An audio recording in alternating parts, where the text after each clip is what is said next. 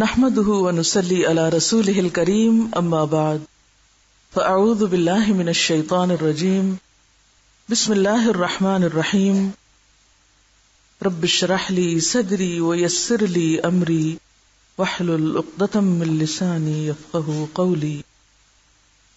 حدیث نمبر 18. وعنه قال قال رسول الله صلى الله عليه وسلم من تصدق بعدل تمرة من كسب طيب ولا يقبل الله إلا الطيب فإن الله يقبلها بيمينه ثم يربيها لصاحبها كما يربي أحدكم فلوه حتى تكون مثل الجبل. متفق عليه. الفلو بفتح الفاء وضم اللام وتشديد الواو، يقال أيضا بكسر الفاء وإسكان اللام وتخفيف الواو وهو المهر. وعنه، اور انہی سے روایت ہے. کن سے؟ ابو ہریرہ سے. قال، کہا، قال رسول اللہ صلی اللہ علیہ وسلم، رسول اللہ صلی اللہ علیہ وسلم نے فرمایا، من، جس نے، تصدق، صدقہ کیا، بعدل، برابر. عدل کہتے ہیں ترازو کے جو دو پارٹ ہوتے ہیں نا، اس میں ایک پارٹ کو عدل کہتے ہیں. تمرتن، ایک کھجور کے، من کسبن، کمائی میں سے، طیبن، پاکیزہ، ولا، اور نہیں، یقبل اللہ، قبول کرتا اللہ، الا الطیبہ، مگر پاکیزہ کو. فإن اللہ، تو بے شک اللہ تعالی، یقبلها، قبول کرتا ہے اس کو، بیمینہ، اپنے دائیں ہاتھ کے ساتھ، ثم، پھر، ثم یربیہا، بڑھاتا ہے اس کو، لصاحبہا، اس کے ساتھی یعنی اس کے مالک کے لیے، یعنی صاحب صدقہ. ہاں سے مراد صدقہ، صدقہ کرنے والے کے لیے. کما، جیسا کہ، یربی، پالتا ہے، احدکم، تم میں سے ایک، فلوہ، اپنے بچیرے کو، حتی، یہاں تک کہ، تکونا، وہ ہو جاتا ہے، مثلا، مثل یا مانند، الجبل، پہاڑ کے. متفق علیہ. الفلو، فلو، بفتح الفاء، فا کی فتح یعنی زبر کے ساتھ. فتح کا کیا معنی ہوتا ہے؟ کھولنا. لفظی معنی کیا ہوتا ہے؟ کھولنا. تو جب زبر آپ پڑھتے ہیں فا، تو منہ کیا ہوتا ہے؟ کھل جاتا ہے. وضم اللام، لام کی پیش کے ساتھ. ضم کا کیا معنی ہوتا ہے؟ جوڑنا، ملانا. اس میں ضم کر دو. کیا ہوتا ہے ضم کرنا؟ ملانا. تو پیش کب ادا ہوتا ہے؟ جب آپ دونوں ہونٹ ملا کر بس چھوٹا سا سوراخ اس میں رہنے دیتے. تو ضم اللام، یہ لفظی معنوں کی طرف لے جا رہی ہوں آپ کو. ضم اللام، لام کے پیش کے ساتھ، وتشدید الواو، اور واو کی شد کے ساتھ. شد کس سے ہوتا ہے؟ شدت سے. شد کا ایک معنی مضبوط کرنا ہوتا ہے. تو واو میں واو مل کے اس کو اور مضبوط کر، یعنی اور سختی کے ساتھ پھر اس کو شدت کے ساتھ پڑھا جا رہا ہے. یقالو، کہا جاتا ہے، ایدن، ایسے بھی، بکسر الفا، فلو، فی، و اسکان اللام، اور لام کے سکون کے ساتھ. سکون جزم یعنی ٹھہر جانا. فل، و تخفیف الواو، واو بھی شد کے بغیر، یعنی فلو کی بجائے فل بھی کہا جاتا ہے. اور وہ کیا ہوتا ہے؟ المہر، گھوڑے کا بچہ. ٹھیک ہے، بچھیرا جس کو کہتے. بچھیرا گائے کے بچے کو نہیں کہتے، اس کو کیا کہتے ہیں؟ بچھیا. یہ بچھیرا ہے. بچھیرا گھوڑے کے بچے. سابق راوی سے ہی روایت ہے کہ رسول اللہ صلی اللہ علیہ وسلم نے فرمایا، جو شخص پاکیزہ حلال کی کمائی سے ایک کھجور کے برابر بھی صدقہ کرتا ہے، پاک کمائی میں سے، جائز طریقے سے حاصل کی ہوئی کمائی میں سے ایک کھجور بھی صدقہ کرتا ہے، یا ایک کھجور کے برابر. عدل کا مطلب کیا؟ برابر. یہاں عدل، انصاف، برابری کو بھی کہتے ہیں نا. اور اللہ تعالیٰ اسے اپنے دائیں ہاتھ میں لیتا ہے. اللہ کے دونوں ہی ہاتھ دائیں ہیں، اور اللہ تعالیٰ کے ہاتھوں کے بارے میں ایسا تصور نہیں قائم کرنا چاہیے جیسے انسانوں کے ہاتھ ہیں. وہ اللہ ہی بہتر جانتا ہے کہ وہ کیا ہے، لیکن انسان کو سمجھانے کے لیے بات کی جا رہی. تو پھر وہ اسے صاحب صدقہ کے لیے بڑھاتا رہتا ہے، یعنی اس کو زیادہ کرنا شروع کر دیتا ہے. جیسے تم میں سے ایک شخص اپنے بچھیرے کو پالتا ہے اور بڑھاتا ہے، یعنی جیسے اس کی کیئر کرتا ہے. کبھی کسی نے کوئی پیٹ اور خاص طور پر گھوڑا پالا؟ کوئی ہے ایسا؟ کیونکہ اس میں ضرور کوئی مصلحت ہے کہ گھوڑے ہی کو پالنے کی بات کی گئی. یہ بھی تو اللہ تعالیٰ فرما سکتے تھے جیسے وہ کوئی اپنے بچے کو پالتا ہے اور بڑھاتا ہے. یعنی گھوڑا ایک قیمتی چیز بھی ہے. جیسے تم میں سے کوئی گھوڑے کے بچے کو پالتا ہے، ایسے ہی اللہ تعالیٰ تمہارے صدقے کو پالتا ہے اور اس کو زیادہ کرتا ہے، یہاں تک کہ وہ کھجور برابر صدقہ پہاڑ کی مانند ہو جاتا ہے. یعنی بڑھتے بڑھتے بڑھتے بڑھتے قیامت کے دن وہ ایک کھجور آپ دیکھیں گے کہ پہاڑ بنی ہوئی ہے. اس وقت آپ سوچیں کاش ساری کھجوریں دے دیتے، جو دینے کو دل نہیں چاہتا. کیونکہ آج ہمیں اجر یا انجام نظر نہیں آتا نا، لہذا ہم کچھ کر نہیں پاتے. انسان کو جب فائدہ نظر آتا ہے تو آگے بڑھتا ہے. اب بات یہ کہ جس کا اللہ پر جتنا ایمان ہوگا، اعتماد ہوگا، بھروسہ ہوگا، اتنا ہی زیادہ کیا ہوگا؟ عمل کا لیول بڑھتا جائے گا، اور جتنا وہ کم ہوگا اتنا ڈاؤن ہو جائے گا. تو یہ اللہ کے وعدوں پر یقین کرنے کی بات ہے. اس میں 2-3 چیزیں ہیں. سب سے پہلی بات یہ کہ کمائی حلال ہو، پاکیزہ ہو. ایک تو یہ ہے کہ ذریعہ بھی درست ہو. نمبر 2، جو چیز خرچ کر رہے ہیں وہ بھی صاف ستھری ہو. ٹھیک ہے نا؟ یعنی اگر آپ کسی کو کھجور دے رہے ہیں تو وہ کھجور بھی عمدہ ہو، اچھی ہو، کھانے کے قابل ہو، طیب، جسے دیکھ کے آپ کھانا چاہیں. ایسے نہیں کہ کوئی سڑی ہوئی چیز جو کوئی نہ گھر میں کھائے وہ جاؤ کسی کو دے آؤ. تو قیامت کے دن جیسا کرو گے ویسا بھرو گے، جو دیا وہی ملے گا نا. تو ایسے میں انسان جب اللہ کی راہ میں خرچ کرنے لگے تو اپنی پاکیزہ، اچھی، عمدہ کمائی میں سے یا عمدہ چیز میں سے نکالے. تو جو شخص عمدہ چیز دے گا اس کا جزا بھی ویسی ہوگی. یہ ایسے ہی جیسے آپ عمدہ بیج ڈالتے ہیں نا زمین میں، تو کیا ہوتا ہے؟ اچھا بیج جب ڈالا جاتا ہے تو اس سے کیا نکلتا ہے؟ اچھی فصل نکلتی ہے، اچھا پودا نکلتا ہے. اور اگر آپ بیج ہی خراب ڈالیں تو نتیجہ بھی ویسا ہی نکلے گا. تو یہاں مشروط ہے جزا کس سے؟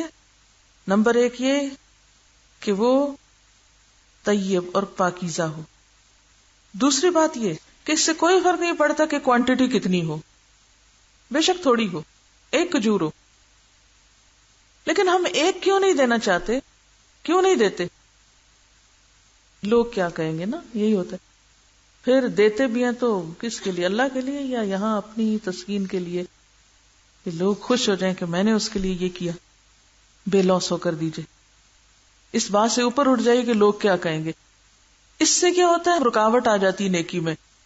ہمارے پاس ایک چیز ہوتی ہے بہت اچھی ہوتی ہے، ہم دینا چاہتے، شرم کے مارے نہیں دیتے، کیا کہے گا.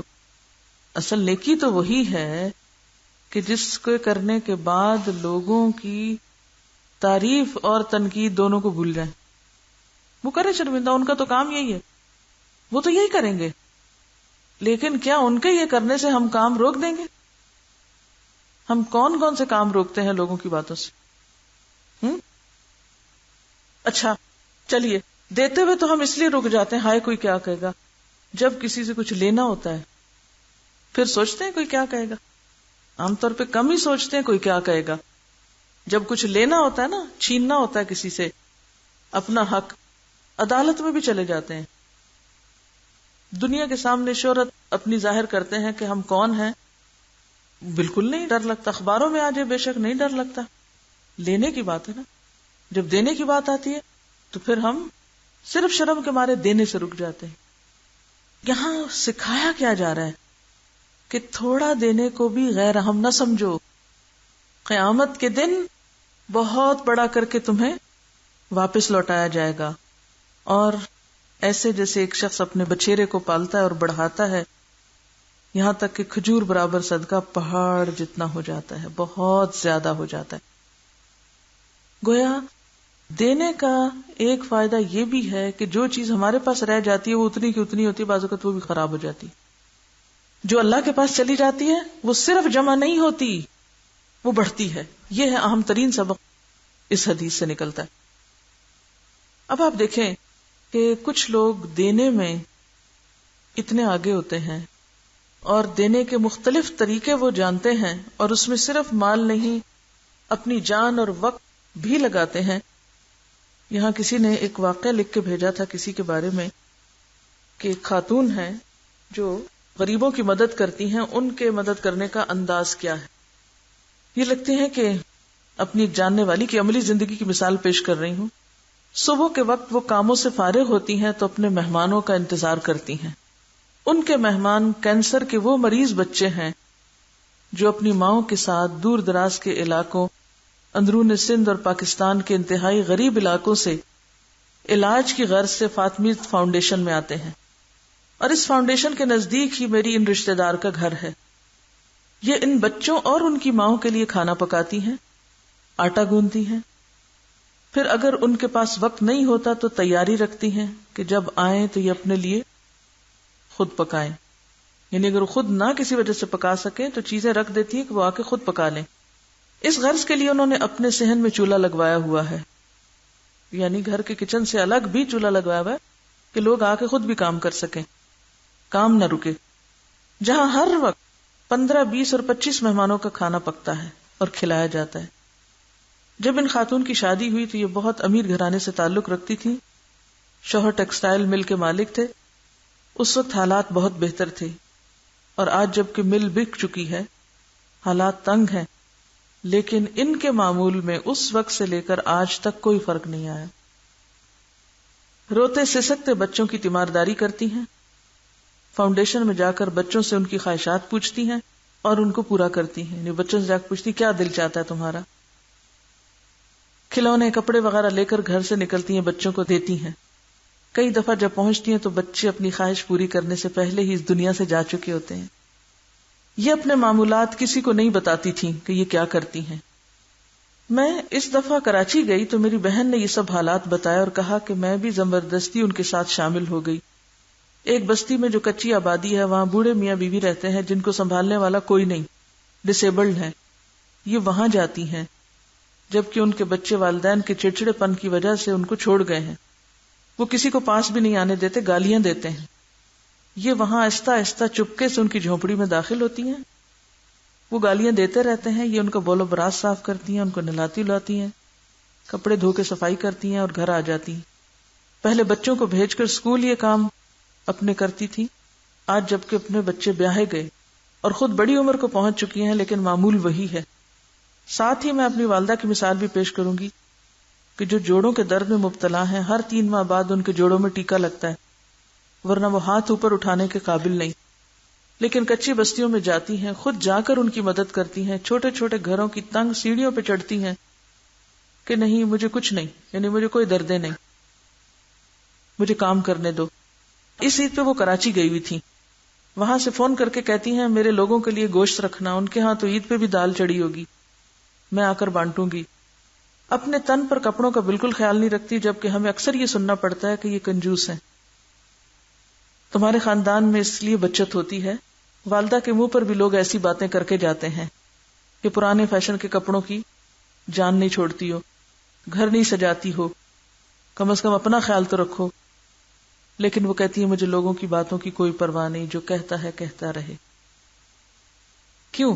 یہ جذبہ اور یہ ہمت کب آتی ہے؟ جب انسان خالص اللہ کے لیے کام کرنے لگتا ہے، لا یخافون لومۃ لائم، پھر اس کے اندر سے یہ خوف نکل جاتا ہے کہ لوگ مجھے تانا دیں گے کہ تمہارے کپڑے اچھے نہیں، کہ تم کنجوس ہو، لوگ مجھے کہیں گے کہ تمہارا گھر اچھا نہیں، کیونکہ وہ لوگوں کے لیے نہیں جیتا، پھر وہ ایک بڑے مقصد کے لیے جیتا ہے، اور اس مقصد سے ان کے اندر جو خوشی آتی ہے اور جو ایک اپنے رب کو پانا ملتا ہے، اس کی وجہ سے وہ اپنے جوڑوں کا درد بھی بھول جاتا ہے، اور وہ لوگوں کی گندگی کے اوپر بھی ناک بو نہیں چڑھاتا، اور وہ گالیاں کھا کے بھی کام کر سکتا ہے، گالیاں کھا کے بھی کام کر سکتا، کیونکہ اسے ان سے تو کچھ نہیں لینا نا، اپنے رب سے لینا ہے۔ تو اگر ایسی چند مثالیں بھی دنیا میں ہوں تو بہت کچھ ہو سکتا ہے، لیکن ہم اپنے عمل کو لوگوں کے تابع رکھے ہوئے ہیں، وہ خوش ہوں تو ہم بھی تیز ہیں کام کرنے میں، وہ ناراض ہوں تو ہم کام چھوڑ کے بیٹھ جائیں گے، وہ تعریف کریں تو ہم میں تیزی آ جاتی ہے، وہ تنقید کریں تو ہمارا دل بجھ جاتا ہے، ہم نے جو کرنا ہوتا ہے وہ بھی چھوڑ کے بیٹھ جاتے ہیں، اپنے ارادے اور منصوبے بھی بدل ڈالتے ہیں۔ یہ کس قسم کا دین ہے اور کس قسم کا ایمان ہے؟ تو بات یہ ہے کہ اللہ تعالیٰ تو ذرے کے برابر بھی نیکی ضائع نہیں کرتا۔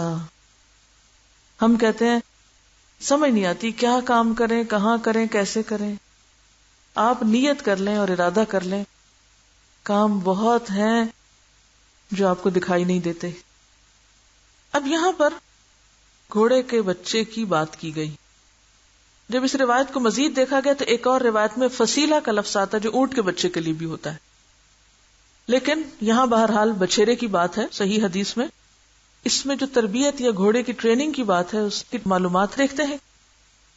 جانوروں کے ایک ڈاکٹر R.M. ملر، ان کا کہنا ہے گو کہ گھوڑوں کو مدتوں سے سدھایا جاتا ہے، یعنی ان کی ٹریننگ کی جاتی، یہاں تربیت کی بات ہے نا، اور یہ کوئی نئی بات نہیں ہے، لیکن اس نے ایک نیا طریقہ ایجاد کیا جس کو امپرنٹ ٹریننگ کا نام دیا گیا ہے۔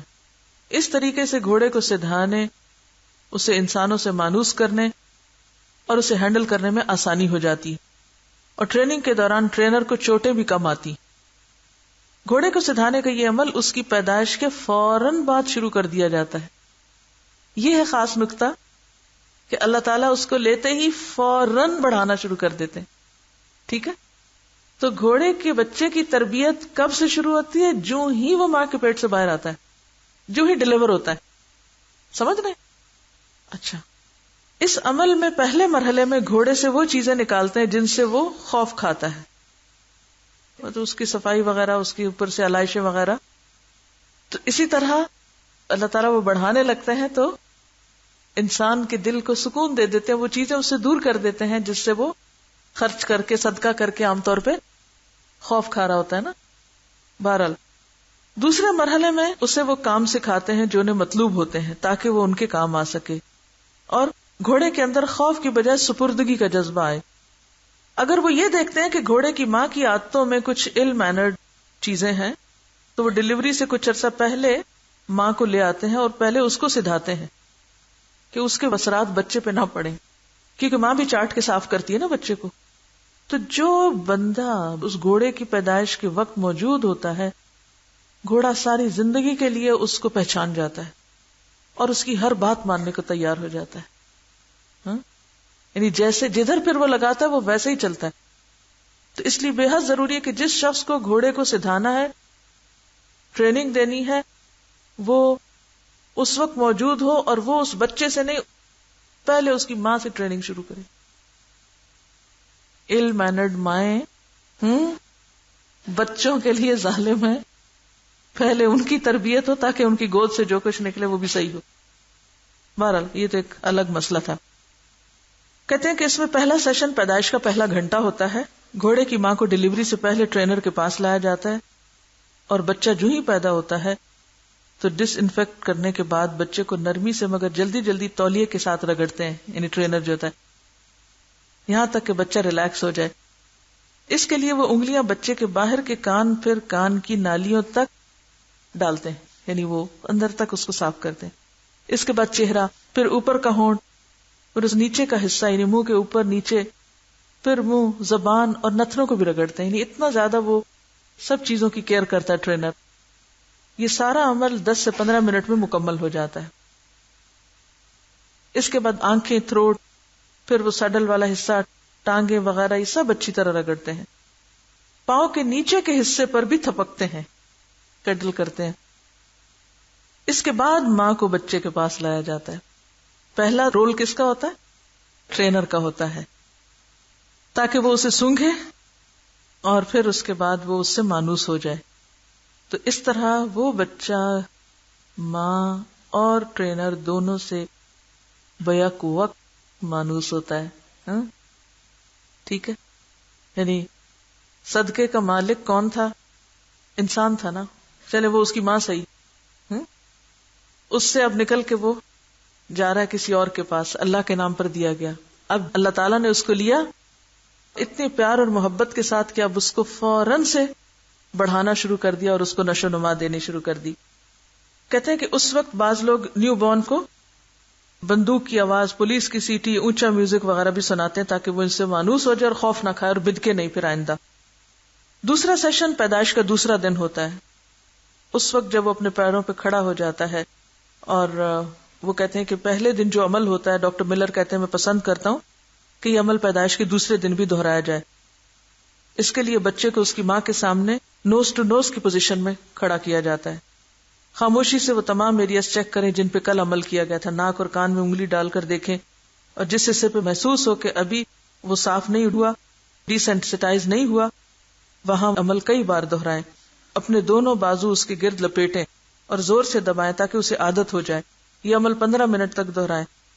45 دن کا ہو جائے تو اس کی ماں کے ساتھ ٹریلر میں ڈال کر رائڈ کے لیے اسے بھیج دیں اور پھر وہ جانوروں اور کتوں وغیرہ سے مانوس ہو. یہ سارا عمل ڈی سینسٹائزیشن کہلاتا ہے. ڈی سینسٹائز کا مطلب ہوتا ہے بری عادتوں کا چھڑانا. یعنی اس کی ساری آلائشیں وغیرہ جسمانی طور پر بھی اور ویسے بھی اس کے اندر سے خوف اور بزدلی اور وہ سب کچھ نکال دینا. اور جب وہ ان سب چیزوں سے نکل جاتا ہے تو اس کی تربیت اتنے اچھے سے ہوتی ہے کہ پھر بڑا ہو کر وہ بہترین کام کر سکتا ہے. تو یہ جو بچھیرے کی تربیت ہے یہ دوسرے جانوروں کی تربیت سے مختلف ہے، اور بچھیرے کو بڑا کرنا جو ہے ایک بالکل مختلف طریقے سے کیا جاتا ہے. پھر اسی طرح یہ ایک اور انفارمیشن ہے کہ گھوڑے کے بچے کی پرورش کا وہ نقطہ جس کا تعلق اس حدیث سے ہے کہ گھوڑے کی عمر کافی لمبی ہوتی ہے، 100 سال، کئی 70 سال کے بھی ہوتے ہیں. گھوڑے کا بچہ 6 ماہ میں طاقتور ہو جاتا ہے، یعنی بہت جلدی اس کے اندر ایک قوت آ جاتی ہے، جلدی اس کی نشو نما ہو جاتی ہے. مالک کی پہچان، مالک کی وفاداری اور کسی چور اچکے کے ہاتھوں کی پہچان، ان سب باتوں کو پہچان جاتا ہے. 2 سال کی عمر تک وہ بے حد صحت مند، جوان اور تنومند اور بہترین طاقت کا مالک ہو جاتا ہے. عام طور پر جس طرح کے جانور ہیں وہ اتنی کم عمر میں اتنے زیادہ طاقتور نہیں ہوتے، جبکہ 5 سال کی عمر ایک گھوڑے کی زندگی کا وہ حصہ ہے جس میں وہ فل یعنی مکمل طور پر مزور اور طاقتور ہوتا ہے، جیسے اس کی پوری جوانی آ گئی. انسان کا بچہ 5 سال کی عمر میں ایسا نہیں ہو سکتا. ٹھیک ہے. اب آپ دیکھیں کہ انسان کا جو بچہ ہوتا ہے وہ 5 سال کی عمر میں پوری طرح جوان نہیں ہوتا، لیکن گھوڑا جو ہے وہ اتنی جلدی پرورش پا جاتا ہے. تو اسی طرح اللہ تعالیٰ چھوٹے سے صدقے کو بھی بہت جلد بہترین جزا دیتے ہیں. پھر یہ کہتے ہیں کہ 5 سال کی عمر میں جو گھوڑا ہوتا ہے پہاڑ کی طاقت کی مانند بھی بنانا چاہیں تو اس کو اسی طرح کی ٹریننگ دے سکتے ہیں. اعلیٰ درجے کی اسے خوراک دینا ہوگی. ان 5 سالوں میں جتنی خوراک ہوگی اتنی ہی طاقت ہوگی. یہ اس کے مالک پہ منحصر ہے، جو ان سالوں میں جیسی کوالٹی کی خوراک دے گا ویسا ہی اس کے لیے گھوڑا تیار ہوگا. تو آپ بھی جتنے طیب مال سے اور اچھی نیت سے خرچ کریں گے پھر اتنا ہی وہ صدقہ زیادہ بڑھے گا. جتنا اخلاص زیادہ ہوگا اتنی ہی جزا بھی آپ کے صدقے کی زیادہ ہوگی. ایک اور کمنٹ ہے کہ گھوڑا باقی لائف سٹاک کی نسبت پالنا مشکل ہوتا ہے، احتیاط اور محنت کا کام ہے. اس کے استبل صاف نہ تو بیمار ہو جاتا ہے، پاؤں نیچے سم سے بھی صاف کرنے ہوتے ہیں، ورنہ پیروں کے نیچے زخم بن جاتا ہے. میلا چارہ نہیں کھاتے، صرف ستھرا فریش چارہ کھاتا ہے. 1-2 گھنٹے کے بعد اس کے آگے رکھنا ہوتا ہے. سارا اکٹھا رکھ دیں تو صرف اوپر والا فریش کھائے گا، باقی چھوڑ کے بھوکا کھڑا رہے گا. جی طیب. ان کو پرسنل ٹچ چاہیے ہوتا ہے جو باقی مویشیوں کی ضرورت نہیں ہوتی. بہت سینسیٹیو صحت ہوتی ہے، بات بات پہ زکام، پیٹ خراب ہو جاتا ہے. ایک ہارس لور نے کتاب لکھی آئی ہیٹ ہارسز، جس میں اس نے ان کو پالنے کی مشکلات لکھی. ورنہ تو حدیث میں آتا ہے نا اللہ تعالیٰ نے قیامت تک کے لیے گھوڑے کی پیشانی سے خیر کو باندھ دیا ہے. گھوڑا دنیا کے ہر کلچر اور میتھولوجی میں پسندیدہ جانور ہے اور انتہائی وفادار ہوتا ہے. اگر رائڈر اس کو بھگائے تو بھاگتا چلا جائے گا، تھک کر مر جائے گا لیکن ریفیوز نہیں کرے گا. کتنی بڑی خوبی ہے نا. اسی لیے اللہ تعالیٰ نے والعادیات ضبحا کی جو مثال دی ہے تو اس میں گھوڑے بھی مراد لیے گئے. سردی گرمی دونوں سے بچانا پڑتا ہے. پسینہ زیادہ آ جائے تو ڈی ہائیڈریٹ ہو جاتا ہے. کوئی کرخت انسان اوپر بیٹھ جائے اور مارے تو اس سے مہینہ بھر بھی ناراض رہتا ہے. باقاعدہ خوشامد کر کے منانا پڑتا ہے. بہت خوبصورت، نفیس اور میجسٹک جانور ہے. بہرحال صدقہ کر کے اس کی بھی حفاظت کی بہت ضرورت ہوتی ہے. اگر آپ بعد میں ریاکاری کریں تو اس سے کیا ہوگا؟ ضائع ہو جائے گا. سبحانک اللہم و بحمدک نشہد ان لا الہ الا انت نستغفرک و نتوب الیک. السلام علیکم و رحمۃ اللہ وبرکاتہ.